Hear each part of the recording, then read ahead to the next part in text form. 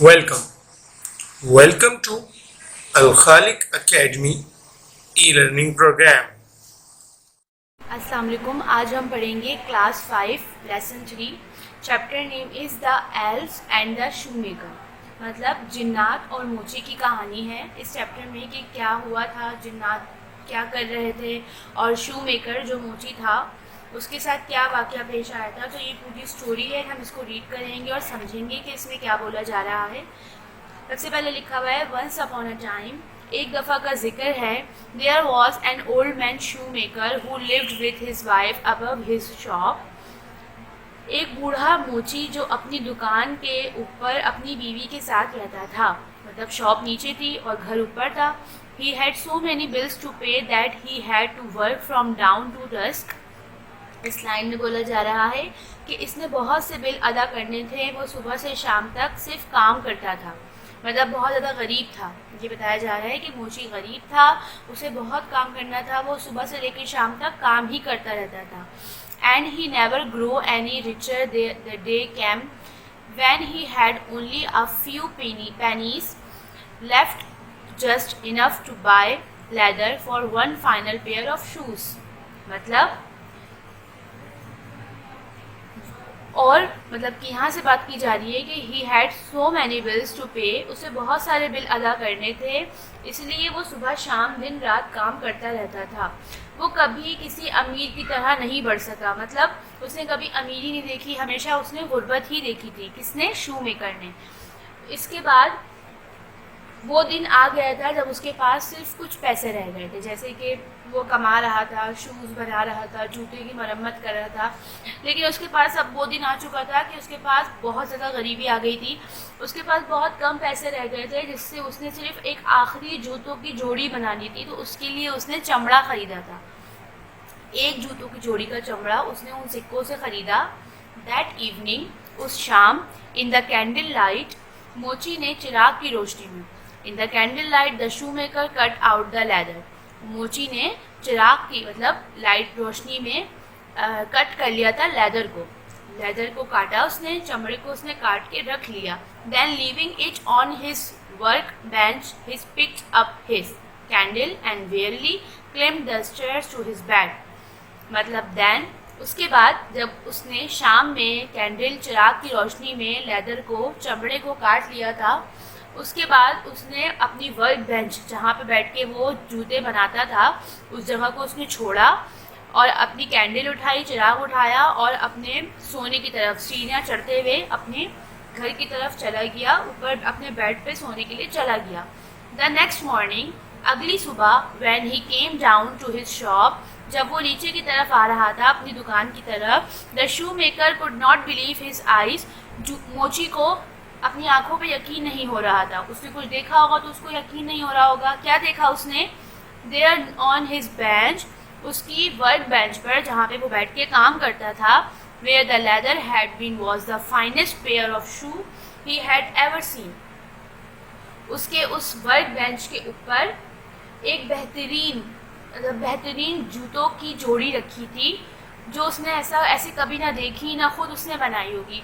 जाहिर है उसने इतनी खूबसूरत जूतों की जोड़ी देखी वहाँ अपनी वर्क बेंच पे रखी हुई उस लेदर से बनी हुई। The shoe maker went to the stairs and called to his wife to come and see what he had found. Shoemaker सीढ़ियों की तरफ गया, वापस गया और उसे अपनी बीवी को बुलाया और कहा कि देखे उसे क्या मिला है। उसने देखा, उसकी बीवी ने देखा और उसने उससे सवाल किया। मोची ने अपनी बीवी से पूछा, did you make this shoes? He asked her, उसे पूछा क्या तुमने बनाए हैं ये शूज़? बीवी ने जवाब दिया, उसकी वाइफ ने, ऑफ कोर्स नॉट, बिल्कुल भी नहीं, मैंने नहीं बनाए। The shoe maker was very puzzled and scratched his head in bewilderment, मतलब कि जब उसकी बीवी ने कहा कि नहीं मैंने बिल्कुल नहीं बनाए, तो मोची बहुत परेशान हुआ और परेशानी में अपना सर खुजाने लगा। Then who could it have been, वो बोल रहा था तो फिर ये किसने किया? ही वॉन्डर्ड, वो हैरान था कि आखिरकार रात रात में इसके पास इतनी अच्छी जूतों की जोड़ी कैसे आ गई। The shoe maker put the shoes to his shop window मोची ने जूते अपनी दुकान की खिड़की में रख दिए। That afternoon, a gentleman came to try them on. Afternoon, अब जब दोपहर हुई तो एक जेंटलमैन आया और उसने उस शूज़ को ट्राई किया। He liked the shoes very much. उसे वो शूज़ बहुत पसंद आए। And gave the shoemaker a good price of them. और उसने उस मोची को उस जूतों के बहुत अच्छे पैसे दिए। समझ में आ रहा होगा यहाँ तक जो भी हमने पढ़ा है कि उसने जब चमड़ा लिया एक जूतों के लिए, क्योंकि उसके पास पैसे ख़त्म हो गए थे, चंद सिक्के रह गए थे, तो उसने फिर क्या किया, वो सो गया लेदर को कट करके और अपने घर पे सोने चला गया। जब वो वापसी उतरा नीचे अगले दिन सुबह तो देखा कोई जूतों की जोड़ी वहाँ पे एक पूरी तैयार रखी थी। उसने उसको सेल किया। जब उसने उसको बेचा तो उससे उसको बहुत अच्छे पैसे मिले। With the money, the shoemaker was able to buy food for dinner and enough left over to buy leather to make 2 new pairs of shoes. उस पैसों के साथ जो उसको जेंटलमैन देके गए थे मोची को, वो इतना काबिल हो गया था उस पैसों से कि उसने खाना भी खरीदा, रात का खाना खरीदा, और इतने पैसे थे उसके पास कि उसने अब 2 जूतों की जोड़ी के लिए चमड़ा ले लिया था। Later that night, फिर से रात को the shoe maker cut out the leather and left it lying on his work bench. उसने फिर से वही किया, उसने लेदर को कट किया, चमड़े को काटा और अपनी वर्क बेंच पे छोड़ दिया। I will finish the shoes in the morning, he yawned. उसने बोला मैं ये सुबह इस जूते बना के इसका काम खत्म कर दूंगा, 2 नए जूतों की जोड़ी में बना लूंगा। लॉकिंग अप द शॉप, उसने दुकान बंद की। he picked up the candle and went up the stairs to bed. वो उसने फिर से अपनी चिराग को उठाया और बिस्तर की तरफ ऊपर सीढ़ियों पर चला गया। The next morning, अगली सुबह when he came downstairs, जब वो नीचे आया, the shoemaker was truly amazed. मोची वाकई ही फिर से हैरान हो गया था। There on his work bench, उसकी काम की मेज पर were 2 fine pairs of beautiful new shoes. उसकी मेज पर खूबसूरत नए जूते के 2 जोड़े रखे हुए थे। They were soft and delicate. वो बहुत नरम और नाजुक थे। He thought that they were the best shoes he had ever seen. उसने सोचा कि वो बेहतरीन जूते, उसने ऐसे बेहतरीन जूते कभी नहीं देखे। Once again, एक दफ़ा फिर The shoemaker called his wife. उसने अपनी बीवी को बुलाया और उससे पूछा and asked if she had made them. उसने फिर से अपनी बीवी से वही सवाल किया कि क्या ये जूते तुमने बनाए हैं। उसने फिर से वही जवाब दिया Of course I didn't. अब यकीनन मैंने नहीं बनाए। She replied, I can't imagine who did. मैं तसव्वुर भी नहीं कर सकती कि किसने किए हैं। The shoemaker was confused. वो जो मोची था वो बहुत ज़्यादा confused हो गया। But once again he put them in his shop window where everyone could see them. एक दफ़ा फिर से उसने उस जूतों को अपनी दुकान की खिड़की पे रखा। In no time at all he had sold both pairs for a very good price. जिस तरीके से उसने एक जूतों की जोड़ी इतने अच्छे पैसों में बेची थी जेंटलमैन को, इसी तरह ये दोनों जोड़ियां जूतों की बहुत अच्छे प्राइस में बिक गईं। That evening, उस शाम, the shoemaker and his wife had a scrumptious dinner. उसी शाम मोची ने और उसकी बीवी ने एक शानदार डिनर किया, रात का खाना खाया। There was also enough money left to buy leather to make 4 new pairs of shoes. अब उसके पास इतने पैसे रह गए थे। पहले उसने क्या किया था, उसके पास बहुत कम सिक्के थे, उसने एक जूतों की जोड़ी बनाई।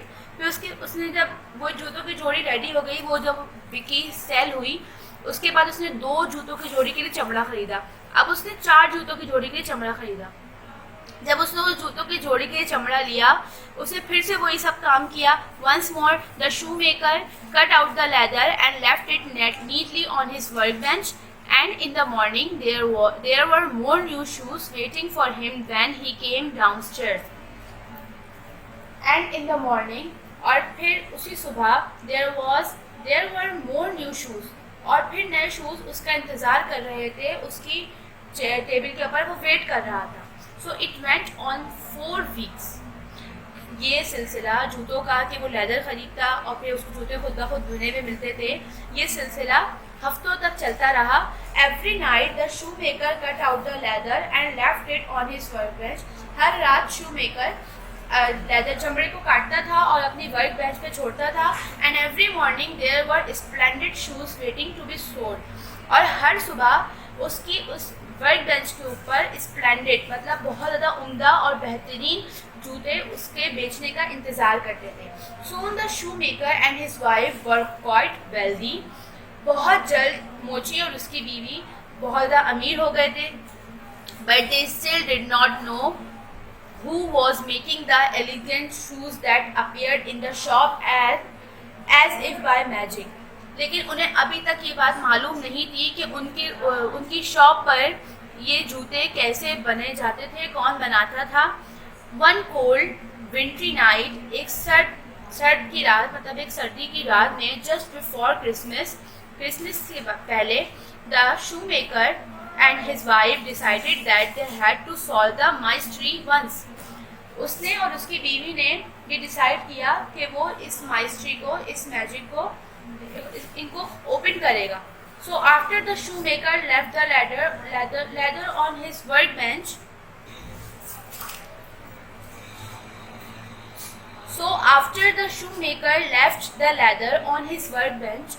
शूमेकर मोची ने लेदर को फिर से अपनी वर्क बेंच पे छोड़ा.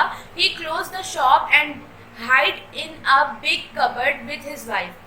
उसने शॉप को बंद किया और एक बड़े से कबर्ड में अपनी बीवी के साथ छुप कर देख रहा था कि आखिर ये जूते कौन बनाता है. They left the door open just a bit so they could peek out and they waited and waited and waited. वो लोग उन्हें डोर ओपन करके उन्होंने छोटा सा उन्होंने कबर्ड का दरवाज़ा थोड़ा सा खुला छोड़ दिया कि वो देख रहे थे और वो इंतज़ार कर रहे थे कि आखिर कौन आएगा. When the clock struck midnight, there was a teeny noise from the dark chimney. It grew louder. Suddenly, two teeny elves appeared. जब आधी रात को घड़ी का घंटा बजा, when the clock struck midnight, तो क्या हुआ कि एक लाउडर मतलब एकदम से शोर हुआ, अचानक से शोर हुआ. तो उन्होंने देखा कि दो छोटे से जिन्नात अपेयर जाहिर हुए, मतलब नमूदार हुए. दो छोटे से जिन्नात जाहिर हुए हैं. Yes said his wife. हाँ, उसकी बीवी ने कहा. हाँ. And their feet are bare although they make shoes. So the shoemaker's wife made 2 little jackets and 2 pairs of trousers. She knit 4 little woolly socks to keep their feet warm. मोची की बीवी ने कहा, हाँ, वो जो दो जिन उनको दिख रहे थे वो उनके पाँव नंगे थे. उस मोची की बीवी ने उसके लिए खुद जूते बनाए और 2 छोटी जैकेटें बनाई, पजामे बनाए, 2 जोड़े पजामे के बनाए. किसके लिए? उनके पाँव गर्म रखने के लिए. किनके पाँव? उनके पाँव, जो 2 जिन आए थे उनके पाँव गर्म रखने के लिए मोची की बीवी ने अपने हाथ से सब कुछ बनाया. The shoe maker made 2 pairs of small boots. जो मोची था उसने 2 जूतों के जोड़े बनाए. fastened with shiny silver buckles. चमकदार चांदी के बकल्स लगाकर उन्होंने उन जूतों को तैयार किया. That evening, they wrapped the little clothes in fine paper and left them on the workbench. Then they hid in the cupboard and waited. उस शाम उन्होंने छोटे कपड़ों को बारीक कागज़ में लपेटा. वो जो मोची और उसकी बीवी थे उन्होंने उन कपड़ों को जो जितने भी तोहफे तैयार किए थे उन सबको एक बारीक कपड़े में लपेटा और उसको अपनी वर्क बेंच पर छोड़कर वो दोनों फिर से कबर्ड में जाके छुप गए और इंतज़ार करने लगे. All the stroke of midnight, जब आधी रात हुई, the elves appeared. They were puzzled when they saw presents instead of leather. आधी रात जब घंटा बजने पर जिन्नात दिखाई दिए वो हैरान हो गए जब इन्होंने चमड़े के बजाय तहाइफ को देखा. मतलब वहाँ उस दिन वो बनाने जूते आए थे, चमड़े से जूते बनाने आए थे, पर उन्होंने वहाँ पे जूते नहीं देखे, वहाँ पे उन्होंने अपने तहाइफ देखे. But when they opened the packages they were overjoyed. They put off their new clothes and danced around the shop singing, "See what handsome boys we are." जब उन्होंने पैकेट को खोला तो वो बहुत खुश हो गए थे। इन्होंने अपने नए कपड़े पहने और दुकान के इर्द गिर्द नाचने लगे, डांस करने लगे, गाने गाने लगे और कहने लगे कि देखो क्या खूबसूरत लड़के हम हैं। वो दोनों जो एल्फ्स थे, जिन्नात थे, उन्होंने कहा, कपड़े पहने, उनको बहुत अच्छा लगा जब उन्होंने देखा कि उनको किसी ने तोहफा दिया। We will work on shoes no more, हम जूते पर और काम नहीं करेंगे। They danced happily across the room, flew up the chimney and were gone in a flash. वो खुशी खुशी पूरे कमरे में नाचते हुए चिमनी के ऊपर उड़े और अचानक चले गए। The owls did not return. जिन्नात दोबारा कभी वापस नहीं आए। And the man and his wife never forget the two teeny mans and all their hard work. और मोची और उसकी बीवी कभी भी दो नन्हे जिन्नात को और उनकी सख्त मेहनत को नहीं भुला सके। जिस तरीके से उन्होंने उसके लिए काम किया, उनको पैसे कमाने का जरिया बने, वो नहीं भूले। The shoe maker continue to make shoes that were fine and beautiful and he become rich and famous across the land. वो जो मोची था उसने उम्दा खूबसूरत जूते बनाना जारी रखा और वो बहुत अमीर और मुल्क भर में मशहूर बन गया था। आफ्टर रीडिंग, जब आप इसको एक दफ़ा और घर पे पढ़ेंगे तो आपको समझ में आएगा कि इस चैप्टर में क्या बताया जा रहा है। पूरी स्टोरी है शू मेकर्स की और एल्फ की। रीडिंग करने के बाद जब आपको ये पेपर दिया जाएगा, आप इसको ओपन करेंगे तो इसमें लिखा हुआ होगा सबसे पहले chapter number 3, the elves and the shoes maker. Shoe maker के बारे में आपको दोबारा से रीड करना है चैप्टर केयरफुली और इसकी 1 पेज सफाई से राइटिंग करनी है। ये करने के बाद आपकी सबसे फर्स्ट एक्टिविटी आपकी वर्ड्स मीनिंग है, जो आपके यहाँ पे फिल भी दी हुई है, ब्लैंक वर्ड्स भी हैं और इसकी मीनिंग भी गिवन है। ये आपको अपनी कॉपी में बहुत सफाई से तमाम वर्ड्स लिखने हैं। इसके बाद यहाँ पे सेकंड एक्टिविटी आपके पास क्वेश्चंस हैं, 8 क्वेश्चंस। इन क्वेश्चंस में वही बात की जा रही है जो यहाँ चैप्टर में की जा रही है। तो जब आप चैप्टर को रीड करेंगे तो आपको समझ में आएगा कि यहाँ पे क्या बात की जा रही है। आप इजीली इसको सॉल्व कर लेंगे और समझ जाएंगे। नेक्स्ट थर्ड एक्टिविटी आपकी एमसीक्यूज है। जो आंसर बोल्ड कलर के हुए डार्क, वो इनकी करेक्ट आंसर है और आपको इसको फिल करना है। फोर्थ एक्टिविटी में आपको ट्रू एंड फॉल्स गिवन है। ट्रू एंड फॉल्स के आंसर भी करेक्ट लिखे हैं, लेकिन अगर आप चैप्टर को एक दफ़ा और रीड कर लेंगे, समझेंगे, तो आपको समझ में आएगा कि इसमें क्या बोला जा रहा है। नेक्स्ट आपके पास जो एक्टिविटी है वो है use the following words in your own sentence. यहाँ पे आपको 1 2 3 4 5 6 7 8 वर्ड्स दिए हुए हैं इसी चैप्टर के हवाले से। अगर आप चाहें तो उस चैप्टर के हवाले से आप यहाँ पे इसके सेंटेंसेस लिखें, या आपकी मर्जी आप अपने पास से बना सकते हैं, लेकिन बिल्कुल करेक्ट होने चाहिए, सेंटेंस लगने चाहिए। नेक्स्ट आपको पिछला जो वर्क दिया गया था इंग्लिश का, उसमें आपको ऐसे दिया गया था।